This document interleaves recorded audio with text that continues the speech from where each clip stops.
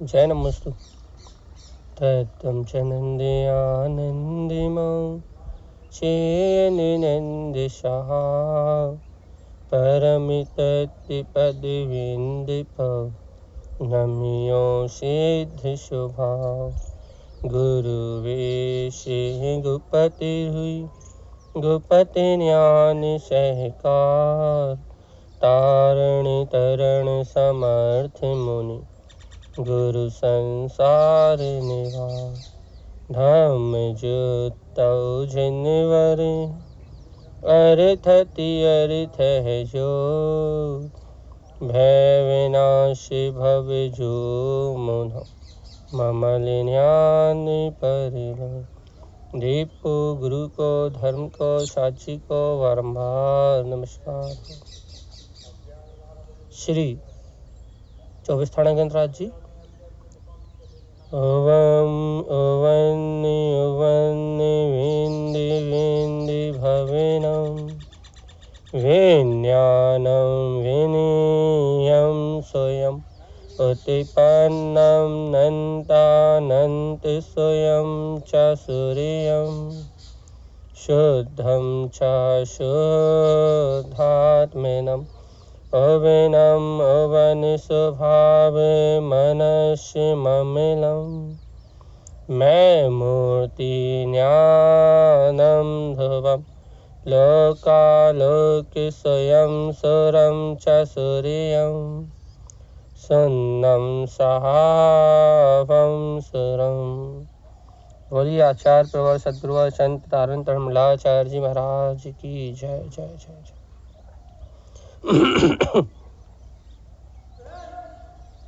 एक साथ मंत्र उच्चारण करेंगे सभी लोग।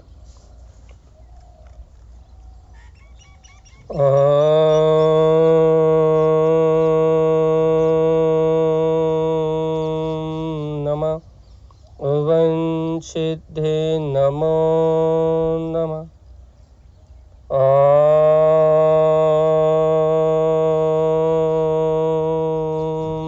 नमः ओवं सिद्धे नमो नमः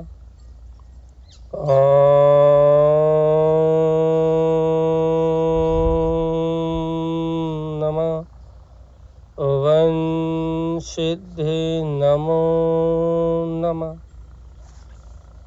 परमाराध्य मां जनवाणी सद्गुरुवर श्रीमद् जन तारण स्वामी और सर्वज्ञ जिनेन परमात्मा के अमृतमय ज्ञान दधार यह श्री 24 थाना गणराज जी, जहाँ श्रीमद् जन तारण स्वामी ने हम समस्त भवजीवों के लिए आत्म कल्याण का मार्ग दिया भैया, सहज मोक्ष मार्ग बताया है और ये दर्शाया है कि ये जीव इस पंचम काल में भी, इस दुर्गम काल में जहाँ दुख का परिवेश है, जन्म मरण के दुख, रोग शोक भय जहाँ अधिक मात्रा में है, इस पंचम काल में भी जीव दुर्गतियों से, नरक आदि गतियों से बच सकता है भैया, दुर्गतियों से छूट सकता है और अपने आत्मा का कल्याण कर सकता है। इस दुर्गम काल में भी जीव अपने कल्याण का मार्ग बना सकता है। ऐसी देशना आचार्य श्रीमद् जन तारण स्वामी की है। तो अपन तारण स्वामी के द्वारा बताए हुए आत्म अनुभव के मार्ग को समझ रहे हैं, सुन रहे हैं और उसकी अनुभूति का मार्ग बना रहे हैं। तो कल जी शायद कल अपने पद नहीं पढ़ा था, कल अपन 1 मिनट में पद पढ़ लें। कल का पद पढ़ने के बाद अपन सीधे चलते हैं आगे के सूत्रों की ओर।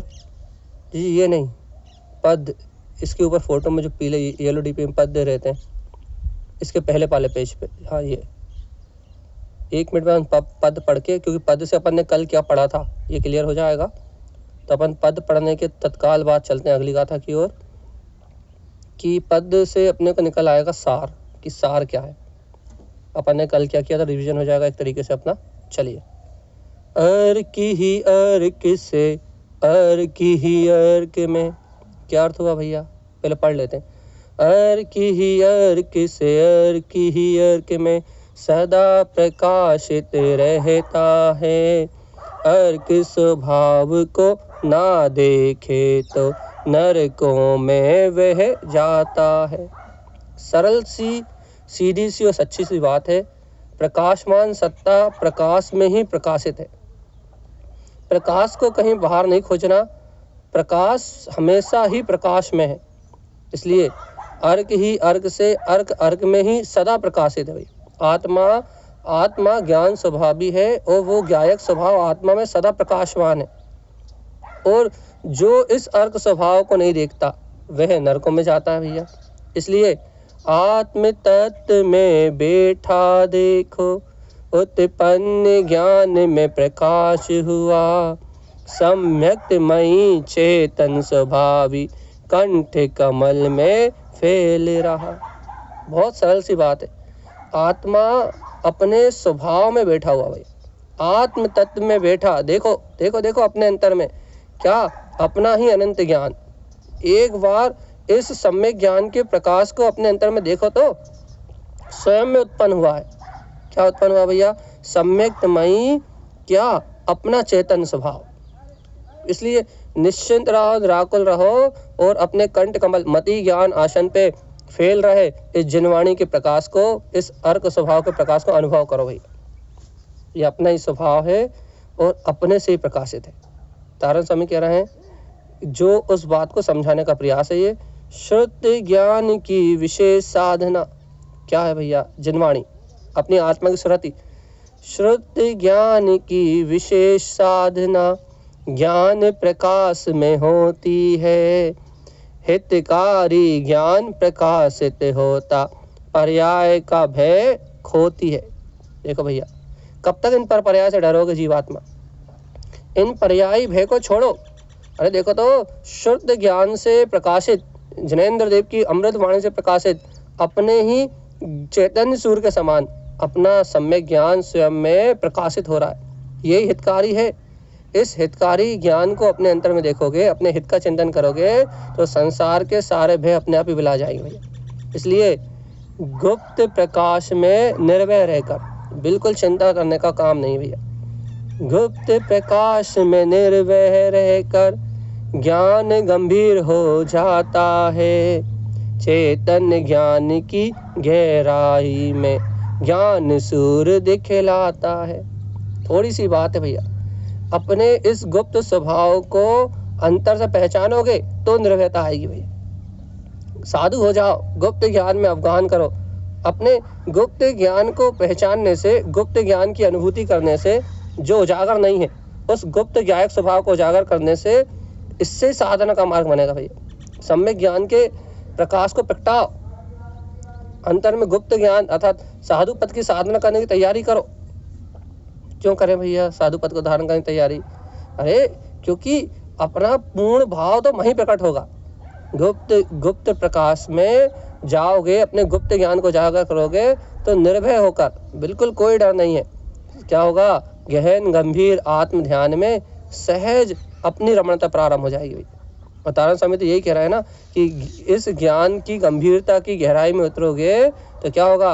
अपना अनंत चैतन्य सूर्य, गायक सूर्य स्वयं दिखाई देगा भैया। देखो भैया, एक ही अभिप्राय है कि अपने स्वभाव की प्रकाशवान सत्ता का अनुभव करोगे तो ये अज्ञान रूप सारा संसार विलीमान हो जाएगा भाई। भाव तो यही है, अभिप्राय की सिद्धि तो यही है, लेकिन अपनी रुचि के अनुसार अपन अपना अपना काम बनाए।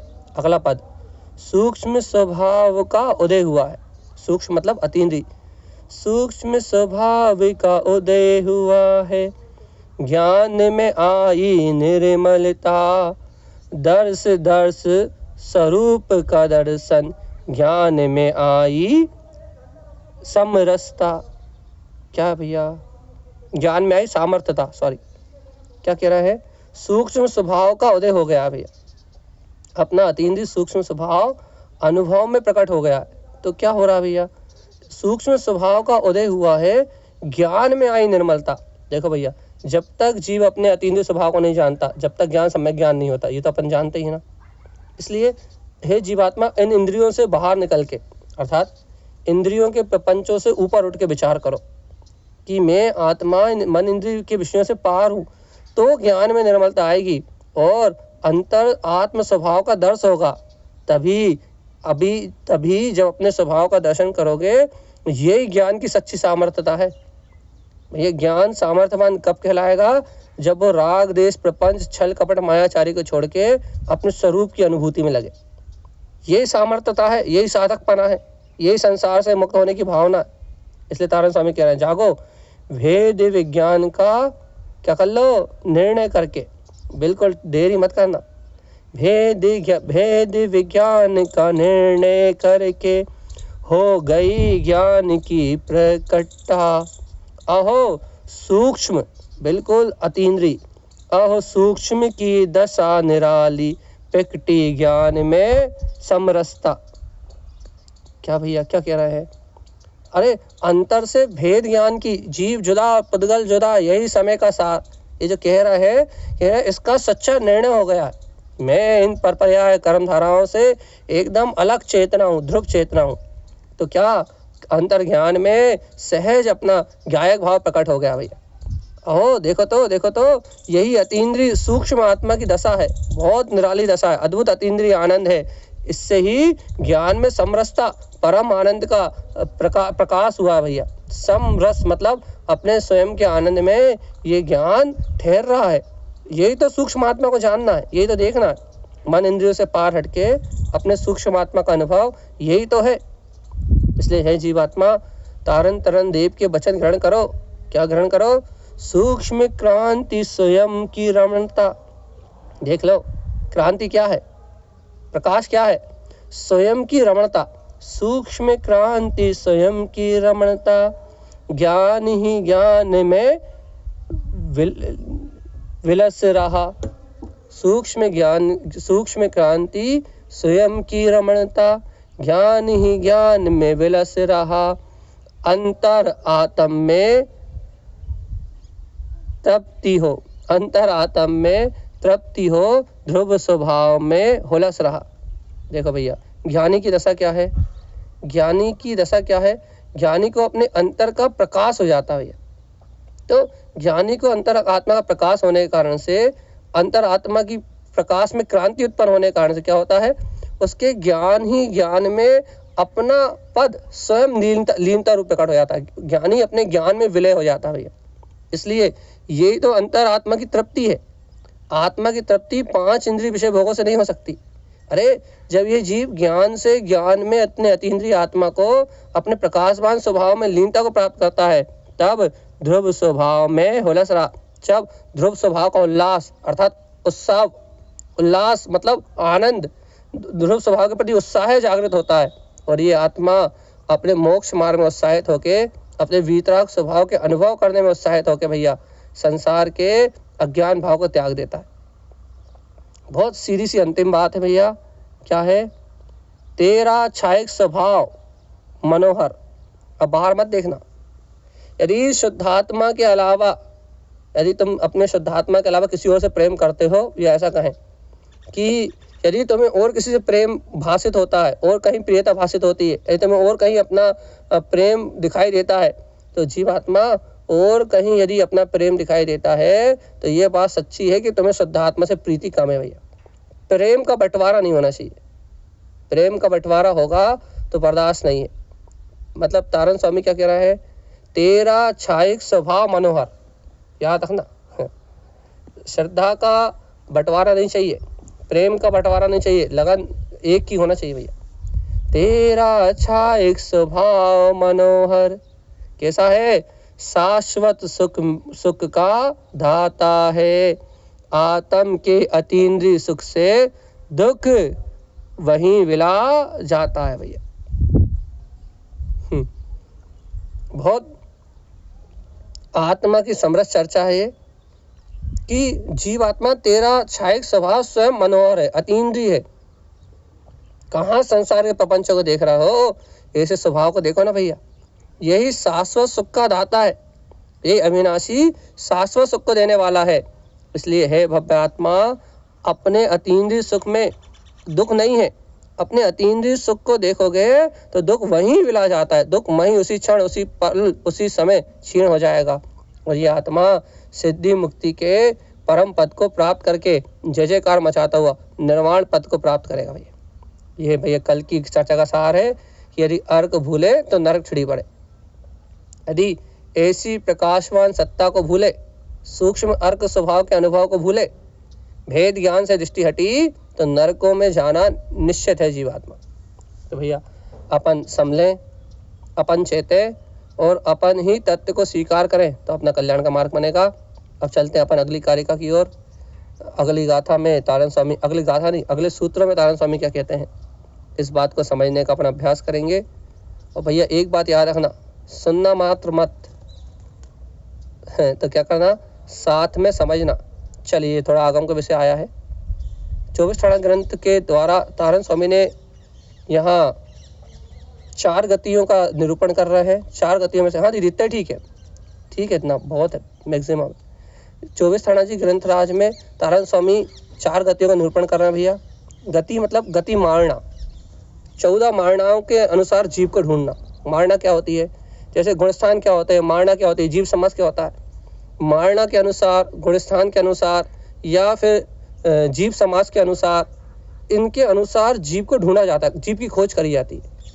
जीव की खोज करी जाती है मतलब कि जीव के परिणाम कैसे चल रहा है, जीव वर्तमान में कौन सी पर्याय में है, जीव की गति कैसी है, जीव का वर्तमान में गुणस्थान कौन सा है, और जीव समास में से जीव कौन से स्थान पर पाया जा रहा है, संगी है, असंगी है, कितने प्राण वाला है, जीव के कितने प्राण हैं।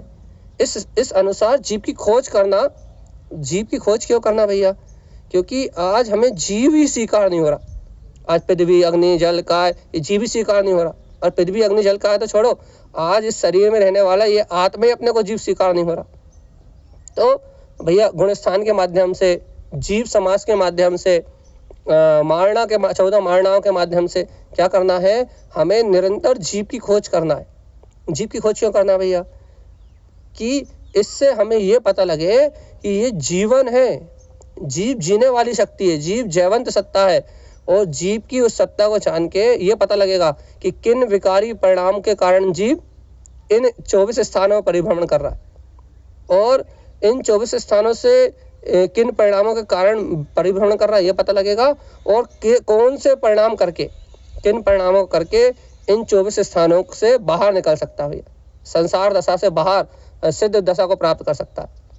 तो ये सब समझने के लिए यहाँ 14 मारणाओं का प्रसंग आएगा, 14 गुणस्थानों का भी संक्षेप प्रसंग आएगा, और जीव समास तो बहुत ज्यादा आने वाला है कि जीव कहाँ कहाँ है। कहिए चेतारण। मारगणा और मारना में कुछ अंतर है भैया जी? भगवान जी शब्द गलत उच्चारण हो गया, वही है, ठीक है।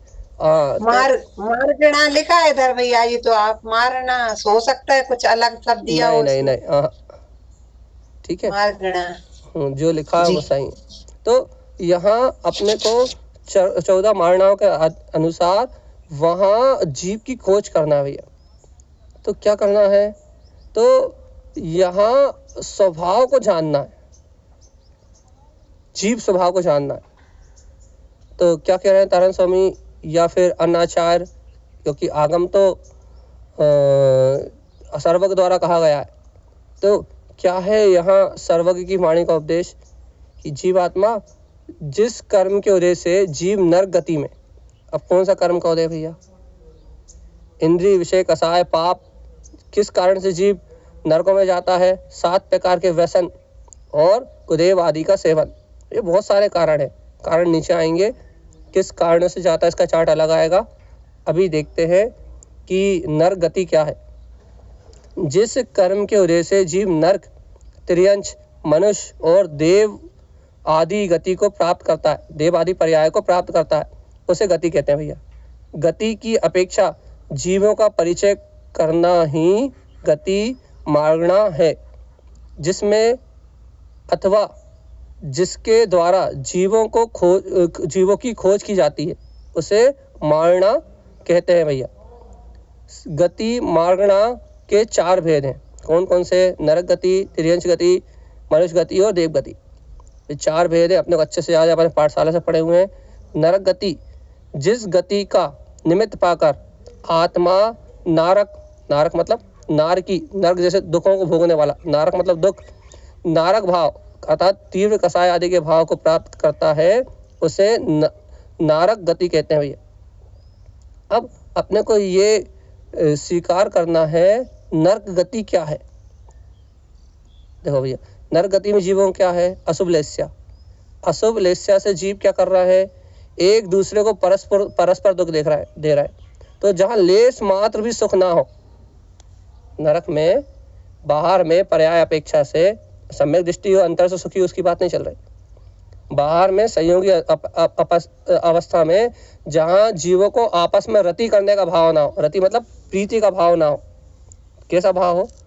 जहाँ जीवों को आपस में क्या बोलते हैं, लड़ने झगड़ने मारने काटने एक दूसरे के प्रति वेर का ही भाव हो, जहाँ रति का भाव नहीं होता, वो नरक कहलाता है।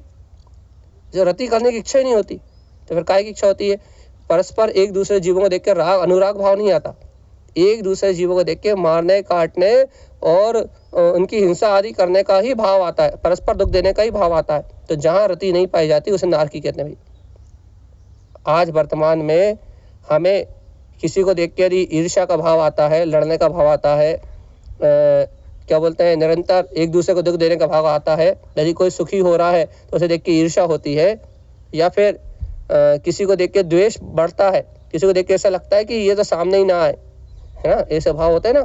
तो आज जिन भावों से सावधान, आज जिन भाव से अपने को अंतर में द्वेष कसाय बढ़ती है, वो सारे भाव तो नरक के कारण है ही। उदेव अदेव आदि का सेवन तो नरक का कारण है ही। 7 प्रकार के व्यसन, 5 प्रकार के पाप तो नरक का कारण है ही। लेकिन भगवान जी आज वर्तमान परिवेश में हमें जो एक दूसरे के प्रति प्रेम भाव नहीं है ना, वात्सल्य भाव नहीं है ना, तो भैया वात्सल्य साधर्मियों से होता है, तो भैया यदि दुराचारी जीव भी हैं तो उनके प्रति मध्यस्थ भाव नहीं है ना, द्वेष की भावना है ना, कसाय की भावना है ना, क्या बोलते हैं, अंतर में कसाय आदि भड़क रही है ना भैया। तो तारण स्वामी ने यही कहा था, अर्घ भूले नरक छिड़ी पड़े। नरक जाओगे तब की बात बहुत दूर की है। जब जीव आत्मा आप नरक जाओगे या हम नरक जाएंगे तब की बात तो बहुत दूर की है, बहुत दूर की है। यदि आपन एक दूसरे जीवों के साथ यदि मैत्री भाव से, मध्यस्थ भाव से, कारण भाव से, अनुकंपा आदि भाव से यदि अपन यहाँ नहीं रह पा रहे, सभी जीवों में परस्पर प्रेम की मैत्री की भावना नहीं रख पा रहे, तो भगवान जी अर्क भूले नरक छिड़ी पड़े। तो वर्तमान परिणाम ही नरक जैसे है भैया। नरक जाना होगा उस दिन की बात बाद में करेंगे। तो फिर आज परिणाम नरक जैसे हैं और भगवान आत्मा यदि आज अपने परिणाम नरकों जैसे है तो फिर नरक गति का बंद होना तो स्वाभाविक है। अर्क भूले नरक छिड़ी पड़े। इसलिए परिणामों की संभाल करने के लिए कहा जाता है। परिणामों को कैसे संभाल करना है भैया? अशुभ पाप से कसाय से अपनी बुद्धि को हटा के स्वभाव का आश्रय सहित, पुण्य का आश्रय सहित नहीं, ये याद रखना हमेशा कि व्रत कर लिए, नियम कर लिए, थोड़ी देर मंत्र जप कर लिया, मंदिर आ गए, पाठ कर लिया, स्वाध्याय कर लिया, ठीक है, ये सब तो निमित्त हो सकते हैं नर गति के परिणाम से बचने के और देव गति के परिणाम प्रगटाने के, ये सब निमित्त हो सकते हैं, लेकिन ये निमित्त ज़्यादा कार्यकारी नहीं है। इसलिए अशुभ से हटके त्रिकाली स्वभाव के आश्रय पूर्वक अर्थात आत्म तत्व को प्राप्त करने के लक्ष्य पूर्वक सामायिक करो, मंदिर जाओ, ध्यान करो, पूजा करो, पाठ करो। पूजा करो मतलब तारण त्रिवेणी जी का पाठ करते हैं, जो लोगों के नियम है, देवांगनी पूजा पढ़ते हैं, मंदिर विधि पढ़ते हैं, जो भी नियम है, भाव पूजा का जो विधान है, तो अपन ये जो सब भाव विशुद्धि के लिए जो करते हैं त्रिकाली स्वभाव के आश्रय पूर्वक, तो इसका नाम है क्या है? इसका नाम है परिणाम संभालो। परिणाम संभाले, किसके आश्रय संभाले? ध्रुव स्वभाव के आश्रय पूर्वक परिणाम संभाले। परिणामों की संभाल करो, इसीलिए कहा जाता है। क्यों कहा जाता है भैया? कि जीव अपने ज्ञायक स्वभाव का आश्रय लेके परिणामों की संभाल करे। यदि बिना ज्ञायक स्वभाव के आश्रय के परिणाम संभालोगे तो क्या होगा? अशुभ के शुभ होंगे, शुभ के अशुभ होंगे।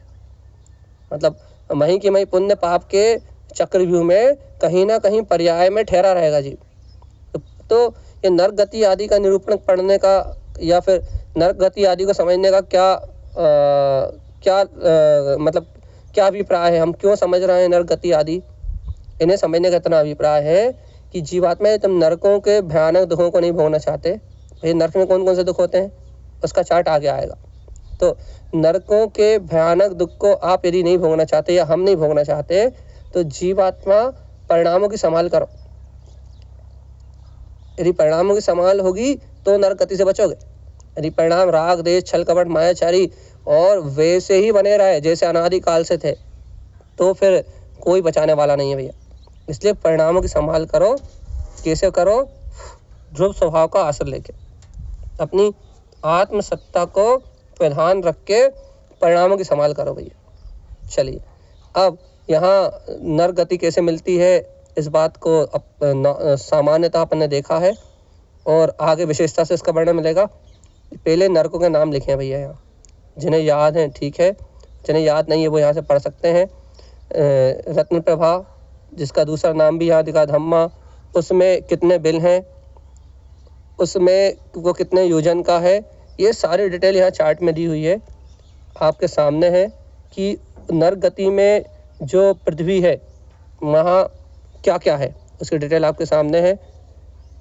एक मिनट, हमारी ब्राइटनेस बढ़ाते हैं, हमें भी दिख जाए थोड़ा सा।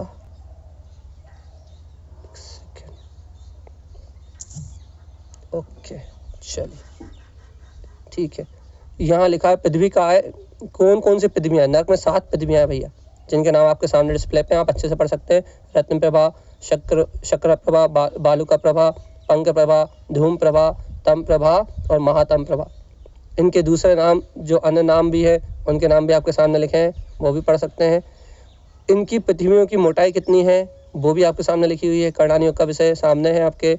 इनमें बिल की संख्या कितनी है ये बता देते हैं। नरक में नार की जीव के छोटे छोटे बिल बने भैया।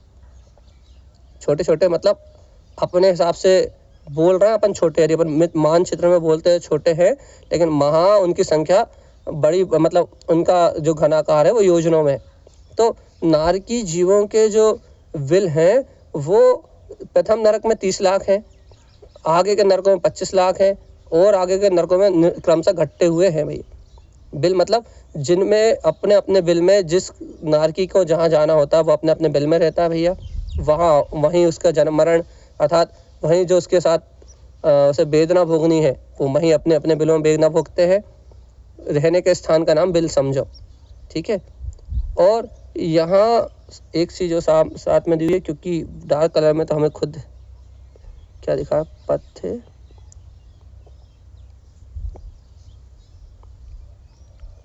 चार्ट का ऊपर वाला हिस्सा, ऊपर ब्लैक चार्ट में क्या लिखा है, प्रकीर्ण बिल लिखा है, बिलों के बाद प्रकीर्णक बिल लिखा है, क्या लिखा है, हाँ पटल, ठीक है। नरकों में पटल होते हैं भैया। पटल मतलब एक एक पटल, अर्थात बिलों के बाद, जैसे कि अपन पटल का उदाहरण दें। पटल मतलब लाइन, जैसे अपन अब मैप होता तो दिखाते हम कि एक एक लाइन खिंची होती। पटल मतलब जैसे 10 बिल इधर है, उसके बाद 5 बिल ऊपर के उसमें नीचे, ऐसे पटल हैं और इनका विस्तार कितना है, अंत में 1 योजन नर का विस्तार। इस प्रकार से ये पूरा कर्णानियोग का विषय है।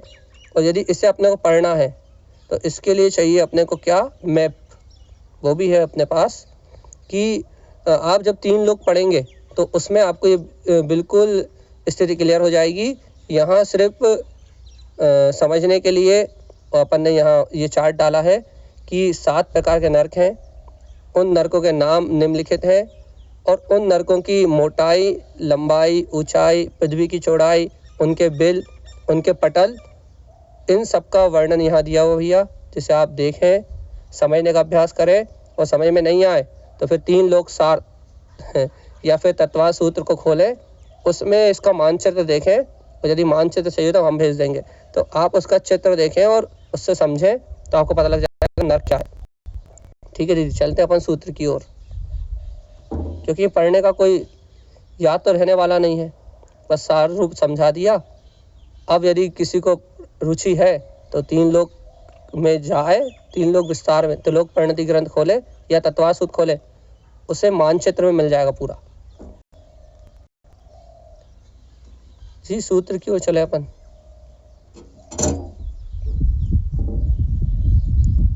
इसके जस्ट बाद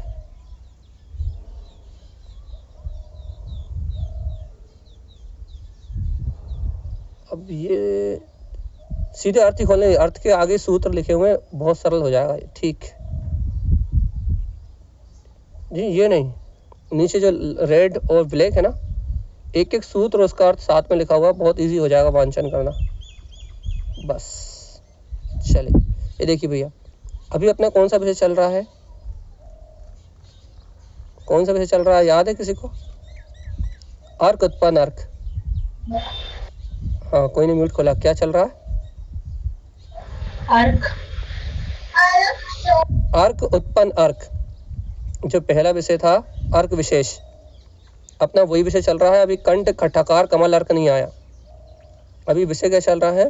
पहला अर्क क्या है? अर्क उत्पन्न अर्क, अर्थात अर्क रूप प्रकाश क्या है, अर्क का प्रकाश होने पे क्या आनंद है। पहले अपन समझ रहे हैं कि अर्क कहते किसे भैया, क्योंकि तारा स्वामी ने कहा था ना, अर्क भूले क्या होगा, नरक ठिड़ी पड़े। यहाँ अर्क स्वभाव को भूलोगे और वहाँ नरकों में जाना नियम से निश्चित हो जाएगा भाई। तो अपन अर्क भूले तो अपन अभी जो 7 पृथ्वियों के नाम पढ़े थे ना, उन पृथ्वियों में जाके, उन बिलों में जाके, उन पटलों में जाकर रहना पड़ेगा जहाँ अनंत मार काट पीड़ा वेदना, अनेक प्रकार की वेदना भैया। कौन कौन सी है, इसके लिए आप थोड़ा इंतजार करें, अगले चार्ट में अपन मिलेंगे। तो यहाँ बात चल रही है उत्पन्न ज्ञान मिलन रंज रमण। यदि इन नरकों के भयानक दुख से बचना है, एक दूसरे से मार काट पृथ्वी जन्य दुख, महा की पीड़ा से बचना है, यदि चाहते हो कि हम नरक की पीड़ा से छूट जाएं, तो एक बहुत अच्छा काम करो भैया, उत्पन्न ज्ञान मिलन रंज रमण। क्या करो? आचार्य देव यहाँ कह रहे हैं कि अपने ज्ञान स्वभाव के अनुभव पूर्वक भैया क्या करो, उसी से मिलन करो भैया। अपने गायक स्वभाव के अनुभव को प्रकट करो, जगाओ, और अपने गायक स्वभाव से मिलन कर लो भैया। उसी में रंजायमान, रंज मतलब उसी में प्रसन्न रहो, रंजायमान रहो, और उसी की रमणता की भावना भाव। बिल्कुल यहाँ वहाँ देखने की जरूरत नहीं है। तो मैं जान लिया ना कि एक एक समय का पर्याय परिणमन अपनी तत्समय की योग्यता से चल रहा है। एक द्रव दूसरे द्रव का कुछ कर नहीं सकता। ये सारे पुद्गल कर्म अपनी योग्यता से परिणमित हो रहे हैं, और मैं आत्मा इनसे भिन्न गायक स्वभावी हूँ, प्रकाशमान सत्ता हूँ। जान लिया ना? पक्का निर्णय कर लिया कि नहीं करा? निर्णय थोड़ा ठोस हुआ कि नहीं हुआ? कहना गुरु महाराज हमारा निर्णय बिल्कुल पक्का है, ठोस है। एक एक समय का पुद्गल पर्याय का परिणमान अपनी योग्यता से चल रहा है। द्रव दृष्टि से देखो, क्या ये द्रव भी, ये सारे द्रव भी, संयोगी द्रव भी सब शुद्ध है, पुद्गल भी शुद्ध परमाणु है। पक्का निर्णय कर लिया कि नहीं कर लिया? गुरु महाराज बिल्कुल पक्का ठोस निर्णय कर लिया कि चलने वाली कर्मधारा से आत्मा कोई संबंध नहीं है। तो कहने लगे बस अब कोई काम धंधा ही नहीं है, कोई काम धंधा ही नहीं है। मतलब अब दुकान जाएगा तो कौन जाएगा? शरीर। भोजन बनाएगा तो कौन बनाएगा? शरीर। अर्थात भोजन बनेगा अपनी योग्यता से, दुकान चलेगी अपनी योग्यता से। तुम क्या करोगे? बैठे ठाले, बैठे ठाले संसार के विकल्प मत करना, इन करने वाले पर्याय भाव में मत जुड़ना। तो क्या करेंगे हम? क्या करेंगे हम? अपना काम है गायक रहना। क्या करो कि तुम एक काम करो, बाहर का परिणमन तो वैसे तुमने स्वतंत्र कर लिया कि नहीं कर लिया? अपनी मान्यता में बाहर का परिणमन तो वैसे तुमने स्वतंत्र कर लिया। तब बैठा बनिया क्या करेगा भैया? यदि खाली होता बैठा बनिया तो जा कोठा को दान, जा कोठा में। इसने जा कही, उसने वाह कही, इसकी महा लगाई, उसकी महा लगाई। यदि बैठा बनिया खाली बनिया होता, आत्मज्ञान नहीं होता, अर्क स्वभाव की रुचि नहीं होती, तो बनिया क्या करता भैया? जा कोठा को दान, बा कोठा में, जा की चिंता, वाह की फिक्र, जा की सल, वाह की टेंशन, और दुनियादारी के चक्कर में अपना सर फोड़ता। अब बैठा बनिया क्या करेगा? जहाँ चले जाओ वहाँ चले जाओ, ऐसा कर लो वैसा कर लो, बस यही करता भैया। लेकिन बैठा बनिया थोड़ी ना है, ये पुरुषार्थी जीव है। अर्क स्वभाव को जानने वाला, सारभूत तत्व को प्रयोजनीय स्वभाव का अनुभव करने वाला जीव है। अर्क उत्पन्न अर्क अपने प्रकाशवान स्वभाव की अनुभूति को प्रकट करने वाला जीव है, बैठा बनिया थोड़ी ना है। तो भैया अब ये क्या करेगा भैया? यहाँ आचार्य देव कह रहे हैं कि ये बैठा बनिया नहीं है, तो क्या है? ये क्षत्रिय साधक है, आत्मज्ञानी है। तो क्या करेगा ये? देखो बहुत सावधानी से सुनो, ये बनिया नहीं है, ये आत्मज्ञानी है। ये व्यापार करने वाला नहीं है, इंद्रिय व्यापार करने वाला, मन वचन का व्यापार करने वाला, इंद्रिय व्यापार करने वाला नहीं है ये। तो क्या ये कौन है भैया? फिर ये कौन है? अरे देखो तो, अपने ज्ञान अनुभव को उत्पन्न करके उसी स्वभाव से मिलन करने वाला पुरुषार्थी भव्य जीव है। उसी में रंजायमान अर्थात उसी में प्रसन्न रहने वाला, उसी वीतराग स्वभाव में रमणता की भावना भाने वाला भैया, अपने अर्क स्वभाव को अनुभूति में प्रकट करने की भावना भाने वाला, अपने नंद आनंदमय स्वरूप में आश्रय से भैया, अपने स्वभाव के आश्रय से समस्त भयों से मुक्त रहने वाला। क्या लिखा है? भय विनश, हे भव्य आत्मा, सारा भयभीत पना विला जाएगा। नंद सानंद रूपम, तुम अपने नंद स्वयं के आनंद रूप को पहचानो तो ये आत्मा तो आनंद स्वरूप परमात्मा है। सब भय विलज जाएगा। अरे भयभीत पना छोड़ो। ये भयभीत पना मतलब, अरे दिन रात इसका क्या होगा, उसका क्या होगा, रोग तो नहीं आ जाएगा, शोक तो नहीं आ जाएगा, धन की हानि तो नहीं हो जाएगी, मर तो नहीं जाऊंगा। अरे डर डर के मरे जा रहे हो। मरोगे तब तो एक बार मरोगे, लेकिन डर डर के 24 घंटे मर रहे हो, 24 घंटे भयभीत हो रहे हो। आत्मा तो हर समय मरण कर रही है। एक बार मरोगे वो तो एक बार का मरण है, लेकिन जो पल पल मर रहे हो उसका क्या होगा? जो क्षण क्षण मर रहे हो उसका क्या होगा? कहना है इसलिए भयभीत पना छोड़ो। तो गुरु महाराज भय कैसे छोड़े? अरे नंद आनंद में स्वयं का आत्म स्वभाव है, कहीं कुछ है ही नहीं, ऐसा स्वीकार करो तो सारा भय अपने आप ही विनश जाएगा भैया।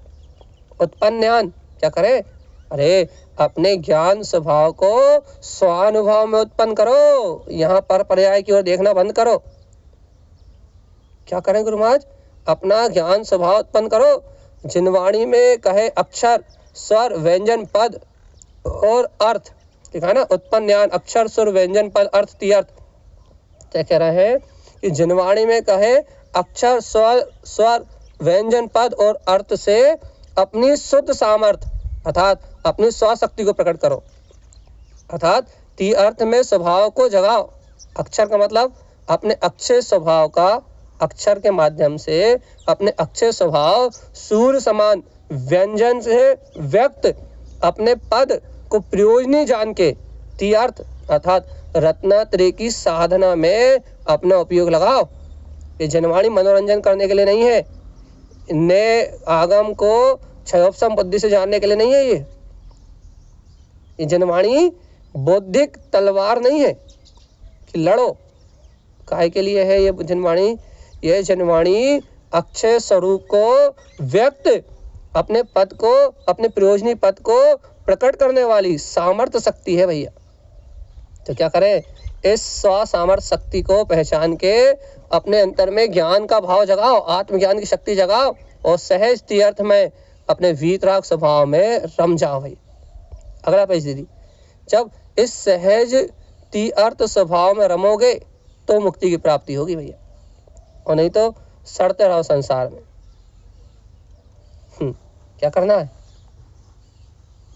स्वीकार करना हो तो बताओ भैया कि यदि जीवात्मा इसी तीर्थ स्वभाव का भाव जगा लोगे तो मुक्ति की प्राप्ति होगी। सहज तीर्थ में स्वभाव में रमो भैया।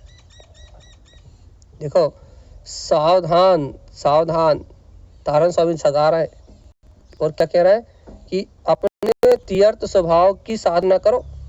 तीर्थ स्वभाव को नहीं देखोगे तो फिर संसार का परिभ्रमण होगा भैया। तो आगे का अपन फोटो से पढ़ते हैं। क्या लिखा है कि उत्पन्न ज्ञान अक्षर सुर व्यंजन पद अर्थ, अक्षर से स्वर से व्यंजन से पद से प्रयोजनी अर्थ को निकाल के, जनवाणी के मर्म को निकाल के तीर्थ समर्थ क्या करो? अपने तीर्थ स्वभाव की प्राप्ति करो, अपनी अंतर सामर्थ्य को जगाओ।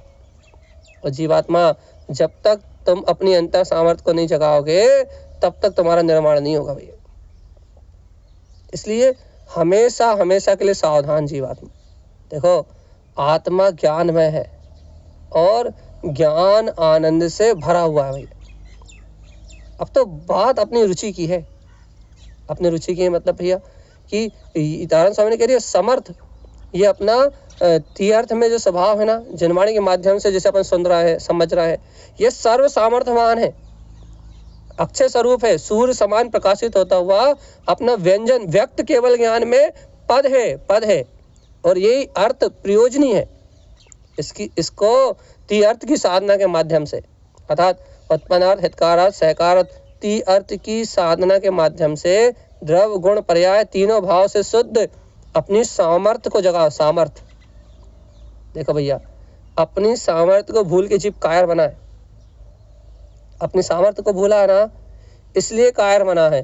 और यदि इस जीव को अपनी सामर्थ्य का बोध हो जाए तो आनंद आनंद आनंद आनंद आनंद के सिवा कोई दूसरी वस्तु नहीं भैया। और देखो अगला सूत्र क्या है, क्या कह रहे हैं तारण स्वामी, अगला सूत्र कि समय अर्थ सहकार सदर्थ। क्या करो भैया, समय अर्थ, देखो आत्मा अपना स्व समय आत्मा ही समय अर्थ सहकार सदर्थ कैसा है भैया, अपना ये स्व समय शुद्धात्मा यही प्रयोजनी है, अर्थ यही प्रयोजनी है। सहकार, इसी का सहकार करो, अर्थात इसी की इसी में रमणता रूप चारित्र की प्रकटता करो। ये जो अपना स्व समय शुद्धात्मा है ना भैया, सब लोग अपने फोटो को, ये लो फोटो को जूम कर सकते हैं जब तक आरजू जी नहीं आ रही, जब तक उसमें सूत्र आपको दिख जाएंगे। जी आप आ गए हो तो फिर सीधे वहीं चलो ना, अगला पेज। अपने समय अर्थ की जो स्व समय है उसको अपनी अनुभूति का विषय बनाओ ना भैया। देखो गुरुदेव कह रहे हैं इस स्वरूप की साधना करो। क्यों? क्योंकि समय अर्थ मतलब अपना प्रयोजनी समय सार में आत्मा भैया। अपने समय अर्थ मतलब क्या कहना चाह रहे हैं कि ये जो स्वरूप की साधना करो, समय अर्थ सहकार सदर्थ, क्या, अरे इसी प्रयोजनी स्व समय शुद्धात्मा को अपने स्वरूप का सहकार करो भैया, अर्थात धीरे धीरे करके। भैया देखो श्रद्धांत तो कहते हैं एक समय में हो जाता है, जीव को आत्मा का श्रद्धांत तो, जीव की मान्यता तो एक समय बदल जाती भैया, मान्यता तो एक समय बदल जाती है, लेकिन उस एक समय में मान्यता बदलने के बाद भी जीव को ज्ञान की साधना में और चारित्र की साधना में धीरे धीरे मार्ग आगे बढ़ता भैया। श्रद्धा एक समय बदल जाती है, मतलब श्रद्धा तो यदि जीव को आत्म अनुभव हो जाए तो एक समय में वो श्रद्धा बदल जाएगी। क्या बदल जाएगी? और श्रद्धान में आ जाएगा कि मैं ज्ञायक तत्व भगवान आत्मा हूँ। लेकिन भैया कर्मों की निजरा होने में और क्या कहते हैं अनादिकाल के संस्कार टूटने में, अज्ञान के संस्कार टूटने में धीरे धीरे जीव का मार्ग आगे बढ़ेगा भाई। तो यही कह रहा है यहाँ, क्या कह रहा है, अरे जीवात्मा ये स्व समय आत्मा ही प्रयोजनी है। इस शुद्धात्म स्वभाव का अपनी अंतर भावना से दृढ़ श्रद्धान करके इसका सहकार करो। यही साधार्थ है, मतलब यही संपूर्ण समय का सार है। साधार्थ मतलब स्वयं परिपूर्ण अर्थ है भैया, स्वयं का अर्थ है स्वरूप में। अरे अवकाश अनमोद स्वरूप में ठहरने का अभ्यास करो। देखो भैया काय का अभ्यास करना है, बार बार चिंतन, बार बार मनन, बार बार घोलन, बार बार जनवाणी की चर्चा। किस लिए? अपना उद्देश्य तो स्पष्ट करो। भैया हम रोज स्वाध्याय कर रहे हैं 4 घंटे, काय के लिए कर रहे हो? पढ़ने के लिए। अरे भगवान जी ये अक्षर स्वर व्यंजन पद अर्थ पढ़ने के लिए नहीं है, तो अरे स्वरूप में ठहरने का अभ्यास करने के लिए है।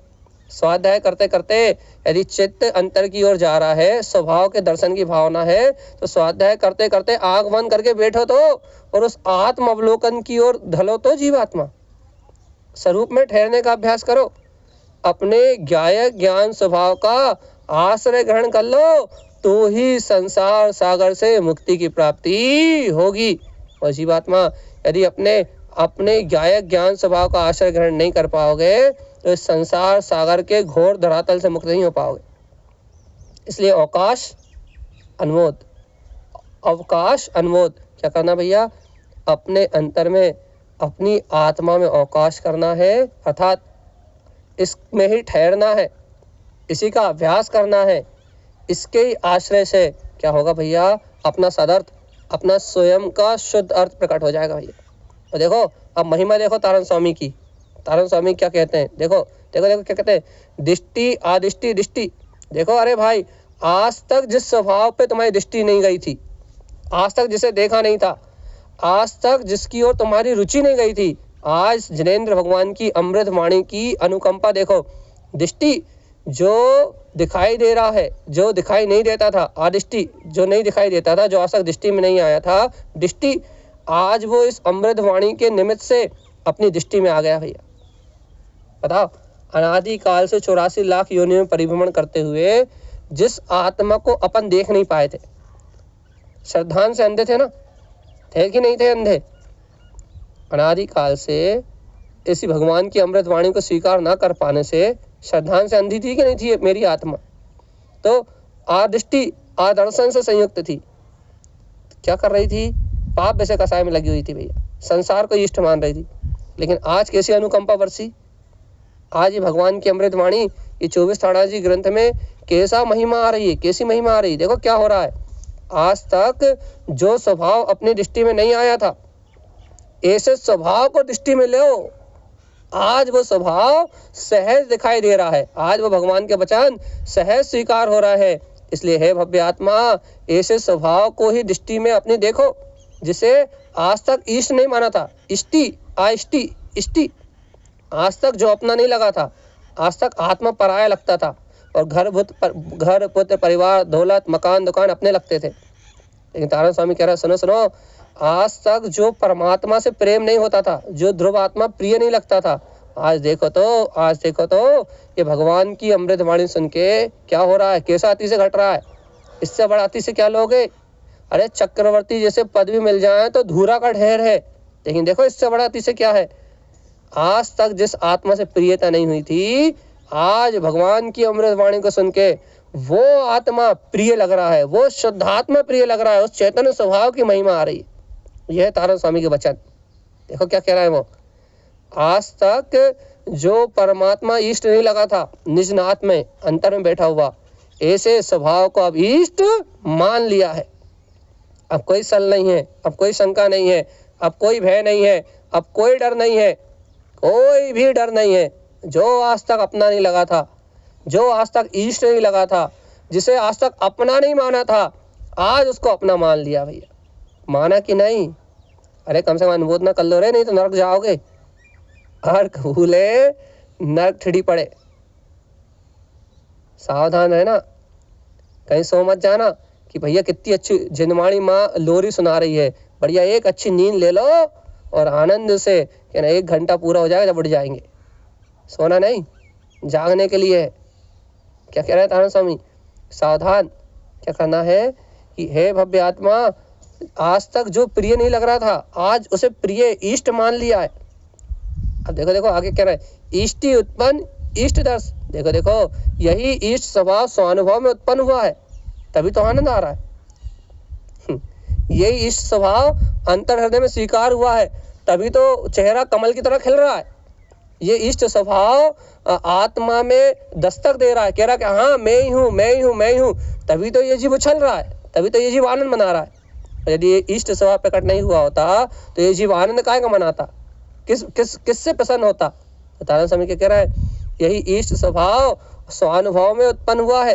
देखो अब कोई विकल्प ना करके, सब पर्याय विकल्प छोड़ के अब इष्ट स्वभाव का ही दर्शन करो, इसी के स्वानुभव में डूब जाओ। यही तो अपना आत्मा है, इसके अलावा और कहीं कुछ है ही नहीं भैया। अब बताओ तारण स्वामी के ग्रंथ में क्या है कि नहीं, कुछ भी नहीं है। तभी तो तारण स्वामी के ग्रंथों से लोग डरते हैं। क्यों डरते हैं भैया? कि तारण स्वामी के ग्रंथों में आत्मा के अलावा कुछ है ही नहीं।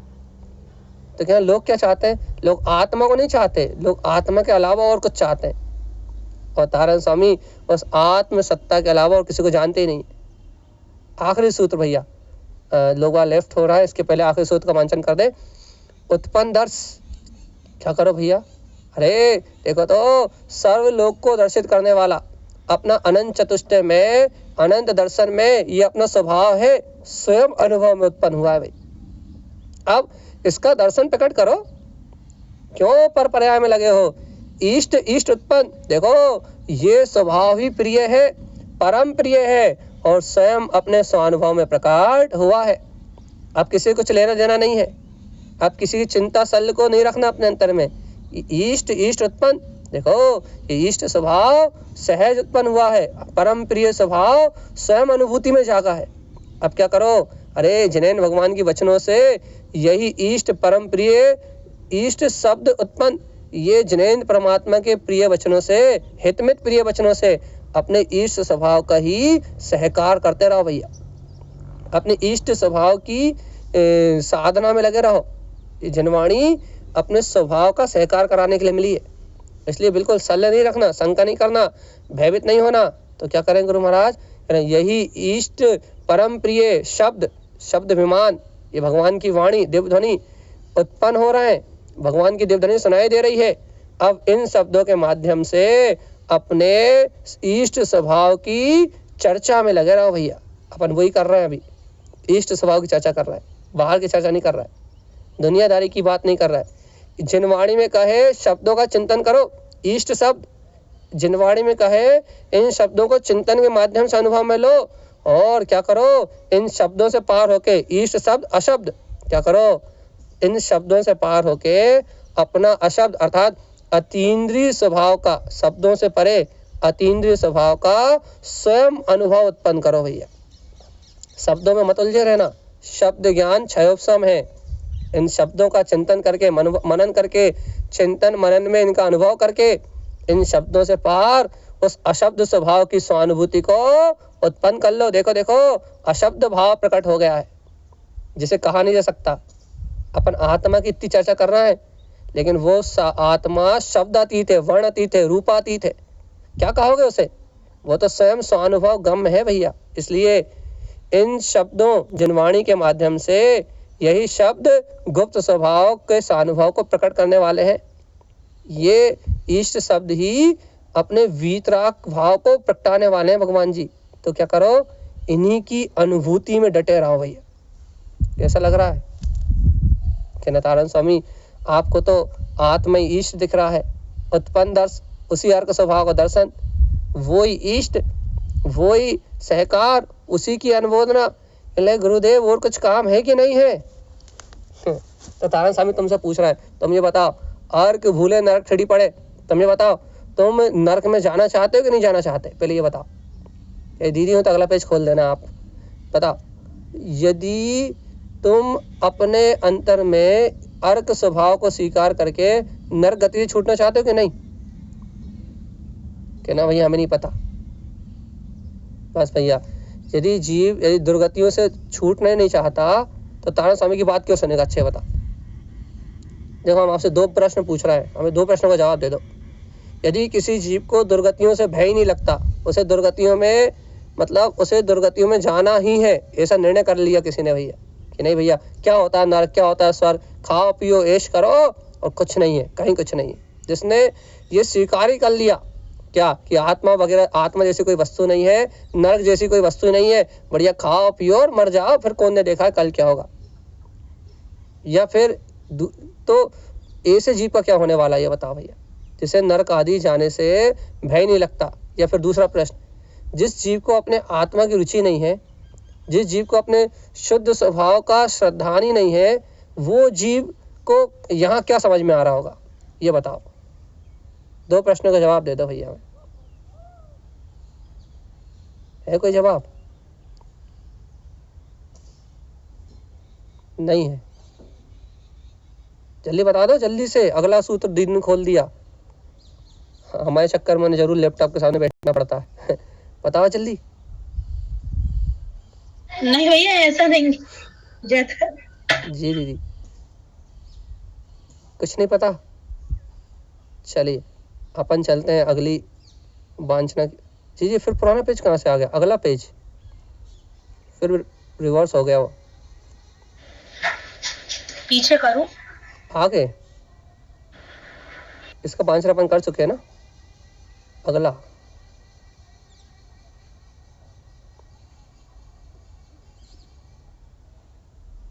क्रम से चल रहा है ना जी। चलिए तो क्या कह रहा है?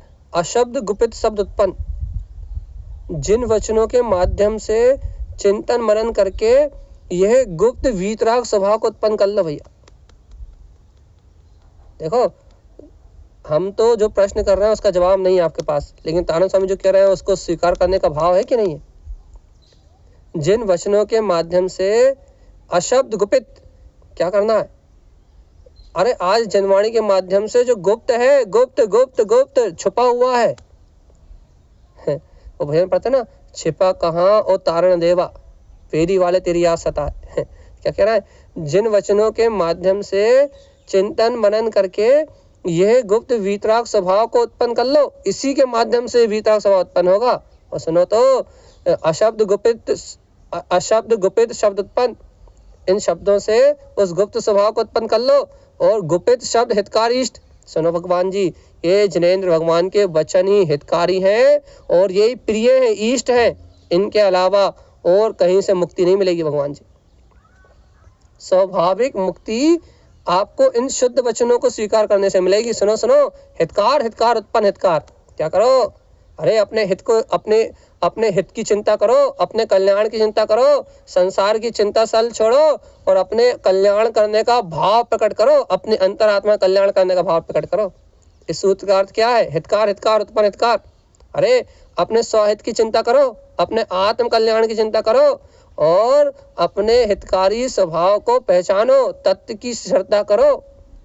और यदि जीवात्मा आज मनुष्य भाव को प्राप्त करके भी यदि अपने कल्याण की चिंता नहीं हो रही, संसार की चिंता हो रही है, तो पूरा कचरे का भाव बिक रहा है तुम्हारा मनुष्य भाव।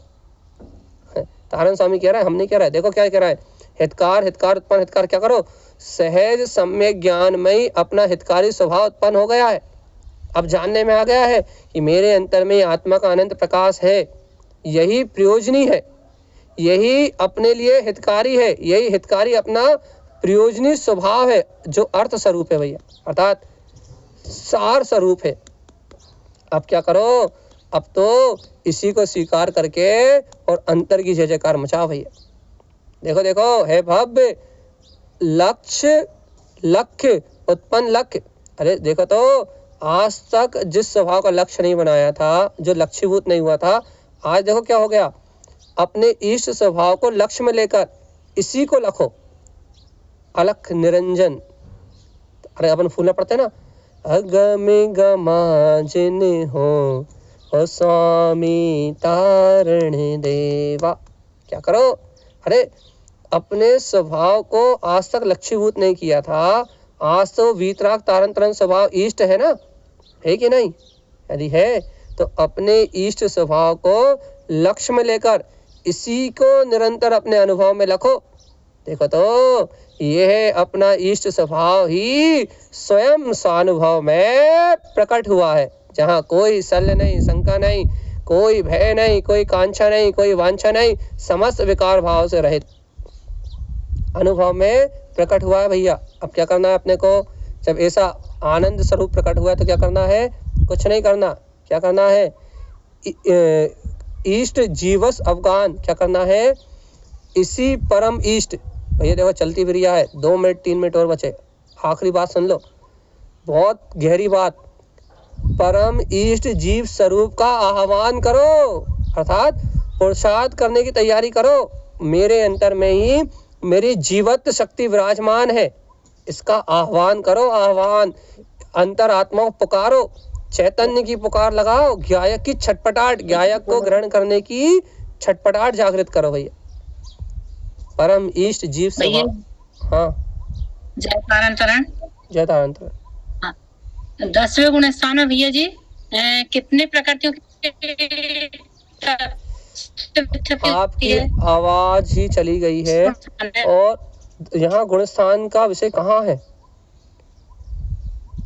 चलिए, और आपको गुणस्थान के, हेलो, चलिए आपकी आवाज यहाँ तक नहीं आ रही है। आपको हाँ, हमारा व्हाट्सएप नंबर 9993496535 व्हाट्सएप पे मैसेज कर दो, आपको पूरा समाधान मिल जाएंगे। चलिए, यहाँ आशा तारण स्वामी कह रहे हैं कि जीव आत्मा अपने इष्ट स्वभाव का, अपने वीतराग स्वभाव का आह्वान करो, अंतर रमणता की तैयारी करो भैया, और अपने स्वभाव में रमण करके, शीघ्र अपने स्वभाव में रमण करके क्या करो? मुक्ति श्री का वर्णन कर लो भैया। तत्काल रमण, अब शीघ्रता से अपने स्वभाव में रमण करो, यही मुक्ति का हेतु है भैया। देखो भगवान जी, यदि मोक्ष जाना है तो तारण स्वामी की बात को स्वीकार करना पड़ेगा, और यदि तारण स्वामी की बात को स्वीकार करना है तो अपने को अपने आत्मा के कल्याण के लिए तत्पर होना पड़ेगा भैया। तो भैया मेरा जीवात्मा अपनी अंतर साधना में लगे, गायक स्वभाव की स्वीकारता करे और अपने कल्याण के मार्ग में लग जाए। जिन्होंने भी गुणस्थान के प्रश्न पूछा है 9994965535, आपका जस्ट मैसेज आएगा और आपको जवाब मिल जाएगा, ठीक है। तो अपन अपने स्वभाव की सहकारिता करें, अपने ज्ञान भाव में रमें और गुरुदेव की अमृत वाणी को स्वीकार करें, इससे ही अपना कल्याण है। यदि जो 24 जी चल रहा है इससे अलग किसी का भी कोई प्रश्न है तो वो पर्सनल नंबर पे ही प्रश्न करे। क्यों? क्योंकि हमारी धारा हम फिलहाल नहीं तोड़ना चाहते, क्योंकि जो यहाँ चल रही है। अब शीघ्रता से अपने स्वरूप में रमण करने का ही पुरुषार्थ जब जीव करता है तब उसका कल्याण होता है। तो अपन भैया अपने कल्याण की ओर आगे बढ़े और गुरुदेव की अमृत वचनों को सुन के दर्श आदर्श दर्श, आज तक जिसका दर्शन नहीं हुआ उसका दर्शन करें तो अपना कल्याण होगा भैया। यही तारण तरण देव की अमृत में देशना है। और आप सभी लोग इतने एकाग्र होके, इतना मन लगा के 24 जैसे अद्भुत ग्रंथ को सुन रहे हैं, ये हमारी कल्पना से भी पार है भैया, पार है। मतलब हमें ऐसा लग रहा था कि इस ग्रंथ को देख के आधे से आधे लोग भग जाएंगे, लेकिन संख्या बढ़ रही है, कम नहीं हो रही। और बढ़े या ना बढ़े उससे टेंशन नहीं, कम नहीं हो रही, मतलब जितने लोग सुन रहे हैं उन्हें आनंद आ रहा है। तो आप लोग यदि ऐसे आनंद लेते रहेंगे तो ये ग्रंथ ऐसे ही आनंद के साथ चलता रहेगा। हाँ, ग्रंथ से संबंधित किसी की कोई जिज्ञासा है तो तुरंत वह सेंड कर सकता। और इसके अलावा मारना, गुणस्थान या 24 स्थान के लेके कोई भी जिज्ञासा है तो पर्सनल कांटेक्ट करना पड़ेगा आपको। इसके लिए सभी लोगों से उत्तम क्षमा। जय चनैन, जय तारण, जय नमोस्तु। तत्तम शनंदयानंदिमं